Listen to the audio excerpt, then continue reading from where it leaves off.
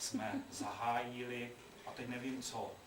Koncert to není, protože Luděk i Petr, oni mají takový ten syndrom fraku, takže dneska jsem si nemohl vzít oblek.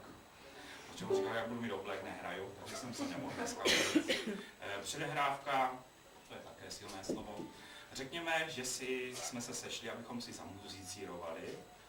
Vy, abyste si něco poslechli, protože přestože pánové už mají pár let za sebou, stejně Petrova dcera mi třeba volá, cvičí ten taťka?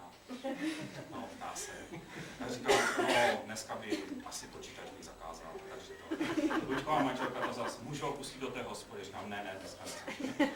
Takže prostě, i když prostě jsou to pánové, kteří si už něco pamatují, tak stejně jejich rodiny, a je to dobře, mají zájem, aby správně studovali, aby hezky hráli. Jako druhá skladba bude, má takový zvláštní název, jmenuje se to Postmužínový květ.